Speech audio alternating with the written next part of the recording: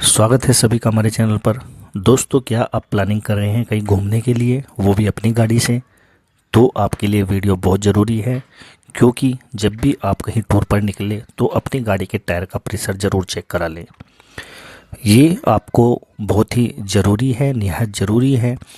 अगर गाड़ी का टायर का प्रेशर ज़्यादा होगा तो भी वो अच्छा नहीं है, और अगर कम होगा तो भी अच्छा नहीं है। क्यों नहीं है, ये इस वीडियो में हम सब चीज़ें आपको बताएंगे। अगर आप एक गाड़ी के ओनर हैं और गाड़ी को ड्राइव करते हैं तो ये वीडियो आपके लिए है।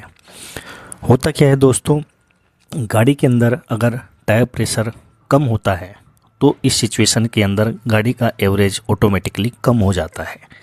ये तो शायद आप सभी जानते होंगे, लेकिन दूसरी भी प्रॉब्लम्स आती हैं।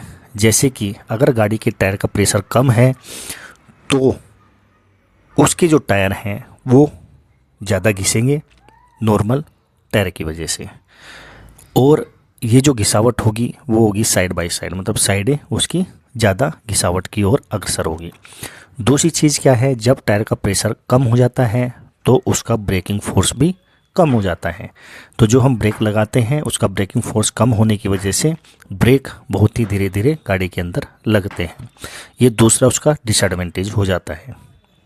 तीसरी चीज़ क्या होती है, गाड़ी के अंदर जो एयर भरी जाती है उसके अंदर ऑक्सीजन की मात्रा होती है, और आपको स्पेशली पता है कि ऑक्सीजन ठंडी होती है और उसके अंदर कुछ वाटर कंटेंट्स भी होते हैं, जिसकी वजह से मॉइस्चर जो होता है वो लगने के चांसेस ज़्यादा होते हैं।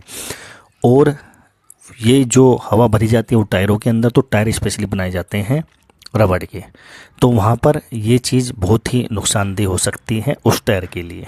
तो ये कुछ चीज़ें होती हैं जो कि दिखाती हैं कि टायर के अंदर प्रेशर अगर एयर का कम है तो उस सिचुएशन के अंदर ये हमें बहुत नुकसानदेह हो सकता है। साथ ही अगर टायर के अंदर प्रेशर ज़्यादा है तो भी नुकसानदेह है, क्योंकि जब हवा भरी जाती है टायर के अंदर तो वो ठंडी होती है, लेकिन जब गाड़ी चलती है तो धीरे धीरे वो कहीं ना कहीं हॉट टेम्परेचर में आ जाती है, जिसकी वजह से एयर एक्सपेंड होती है और ज़्यादा उसका प्रेशर बढ़ना शुरू हो जाता है।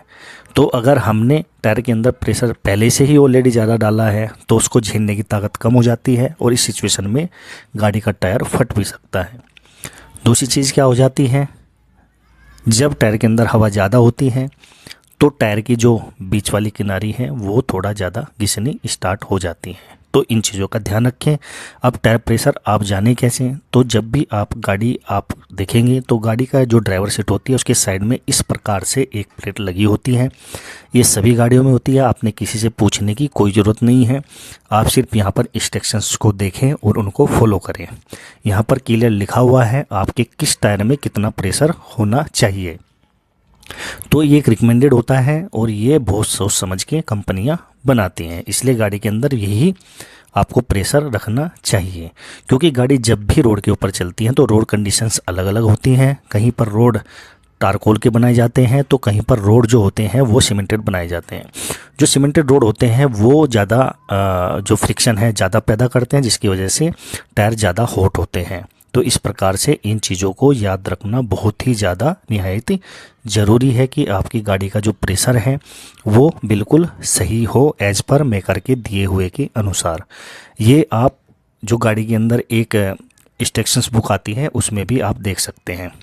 होता क्या है, जनरली जब भी आप टायर प्रेशर कराते हैं तो बाहर से जो टायर प्रेशर होता है वो ऑटोमेटिकली अपने हिसाब से डाल देते हैं, जिससे बहुत ही ज़्यादा फ़र्क पड़ता है गाड़ी के अंदर, एवरेज के अंदर भी और आपका जो टायर होता है उसके अंदर भी। तो इन चीज़ों का ध्यान रखें। साथ ही आप यहाँ देख सकते हैं, जैसे ही ये अचानक आया है तो इस टाइम पे आपको ब्रेक की ज़रूरत होती है, तो वहाँ पर ब्रेकिंग फोर्स कम होने की वजह से आपके ब्रेक जल्दी से नहीं लगते हैं। इसलिए आप प्रेशर का ध्यान रखें और गाड़ी के अंदर बाकायदा आप उतना ही प्रेशर करवाएं जो कि मेकर ने दिया हुआ है।